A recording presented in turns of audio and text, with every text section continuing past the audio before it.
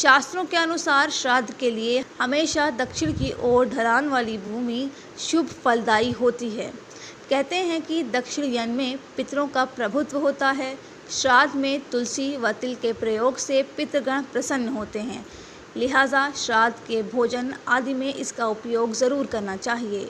साथ ही इस बात का भी ध्यान रखें कि जिस भूमि पर श्राद्ध किया जाए उसे अच्छी तरह से गोबर और गंगा जल से पवित्र कर लेना चाहिए। श्राद्ध में चांदी के बर्तनों का उपयोग व दान बड़ा ही पुण्यदायी बताया गया है। श्राद्ध में ब्राह्मण को भोजन ज़रूर करवाना चाहिए। बिना ब्राह्मण भोज के श्राद्ध कर्म अधूरा माना गया है।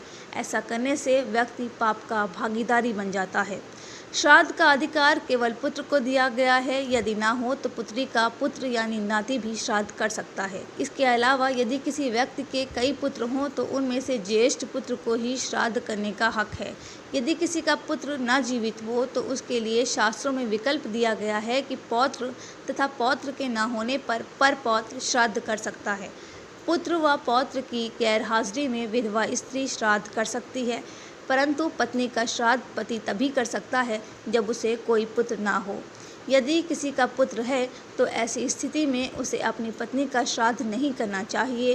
पुत्र को ही अपनी माता का श्राद्ध करना चाहिए। जिसका कोई पुत्र या नाती आदि ना हो उसके भाई की संतान उसका श्राद्ध कर सकती है। गोद लिया गया उत्तरदायी भी श्राद्ध कर्म कर सकता है। श्राद्ध कर्म के लिए एक नियम भी महत्वपूर्ण है, जिसके अनुसार आपके जिस भी पूर्वज का स्वर्गवास है उसी के अनुसार ब्राह्मण या ब्राह्मण की पत्नी को निमंत्रण देकर आना चाहिए।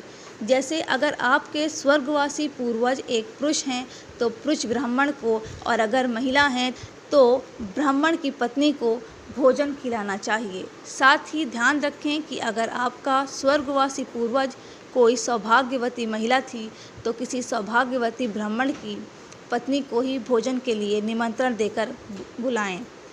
श्राद्ध कर्म में यदि इन सभी नियमों का पालन किया जाए तो निश्चित रूप से पितृ खुश होते हैं और संपन्नता का आशीर्वाद देते हैं।